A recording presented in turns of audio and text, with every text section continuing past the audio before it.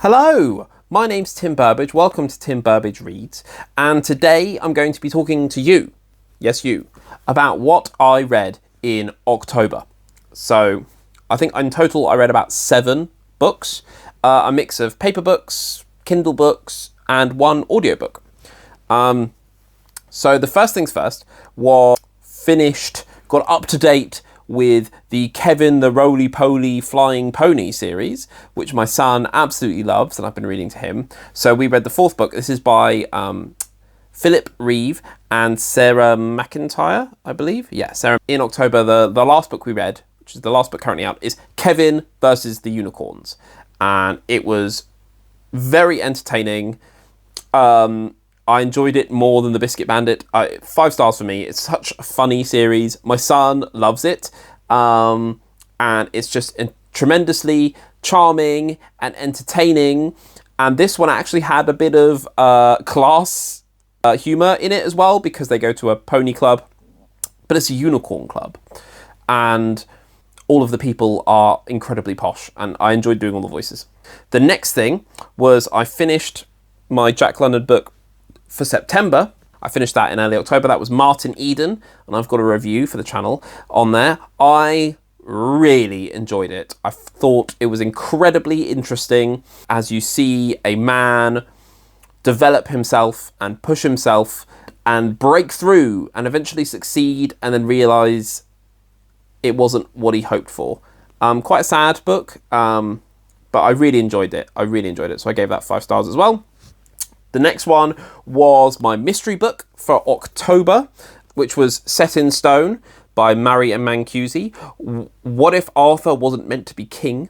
This is all about Madam Mim and King Arthur, and I really enjoyed this. I thought it was a great fun romp. Madam Mim is such a silly villain, and one thing that surprised me was they brought in a new character, Guinevere, who is Madam Mim's daughter.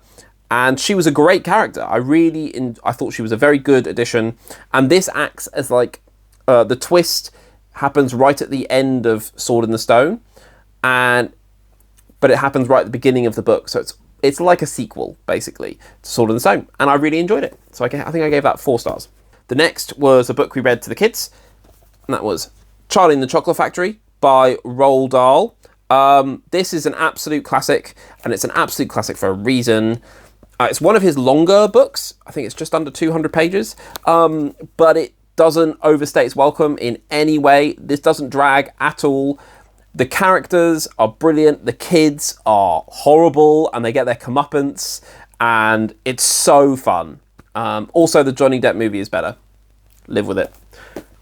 The next thing I read to my son, this book that we got given by our friends, Gemma and Craig. And this is Zeus the Mighty, The Maze of the Menacing Minotaur, written by Crispin Boyer. So this is this has been published by the National Geographic Kids, and it's a hardback book, or as my daughter calls them, knocky books, because you can knock on them.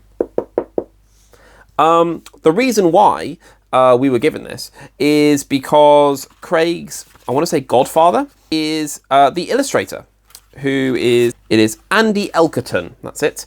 And this is the second in the series. We hadn't read the first one, but we picked it up fine.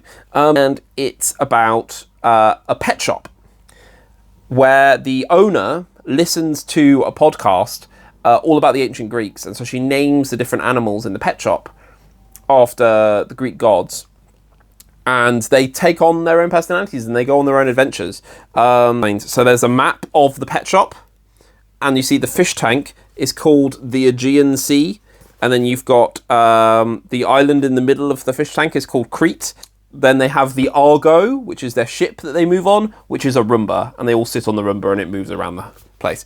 So it had a quality to it that was very similar to what Rugrats really good, in that the characters think something is happening, but maybe something slightly different is happening. But they view their life as the Greek stories, so they think there is a Minotaur, when actually it's a heater that's just a bit stuffed and overflowing. But for them it's real, and my son really, really liked this. Loved the pictures. I think there's pictures on not quite every page, but in every chapter there is at least something, and they're all black and white drawings, but my son really, really enjoyed the drawings. So, and he wanted me to do a review. So for this, I think I gave it 4 stars. It was really good. It was a very good story. Yeah, so like, you see that's Zeus, the hamster, and there is Poseidon, the pufferfish, and he, to go around, he has a little tank that he kind of goes around in. Yeah, really, really enjoyed it. The next was an audiobook that I finished in October, which was very big, and it was Jonathan Strange and Mr. Norrell by Susanna Clarke. What a book.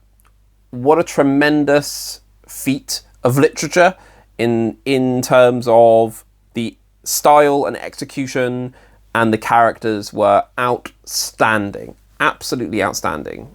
5 stars. I did it on a read-along with Hardy's Books, led by Hardy's Books, and I tremendously enjoyed it. It's the first read-along I've done. I really enjoyed kind of going in and seeing where everyone was, and then you see all the spoiler text in the Discord, and then suddenly you hit that chapter and you can go back and you can be like, oh my god, and all that kind of stuff. Really, really good. And the book itself is brilliant. Very big, and it's written in a way that if you bounce off it, that's absolutely fine. But Susanna Clarke achieved absolutely everything she wanted to in that book. Good. And then the last thing I read was my mystery book for June, which was Memoirs of a Geisha by Arthur Golden. I've got a review up on the channel. But overall, my thoughts are this book does what it wanted to do really, really well. I just didn't like a lot of what it did. So I gave this 3 stars. It's kind of 2 to 3 for me. I did have to take a break for 3 months. I just put it down. I was about 200 pages in. I just put it down because I was like, I'm just not enjoying this. I came back to it, finished it off. I enjoyed. I think the break did me good. I can understand why this is people's favourite book, and the book was very successful, and it went and did a film, and the film was very successful. But I just didn't love it. So you know, if you've read any of these books, please comment, please like, please subscribe. I think I'm on, while filming this, I think I'm on like 147 or something like that. And I've got a few videos lined up, and I would really love to hit 150 subscribers. That would make me feel really, really good. I think that's about it, really.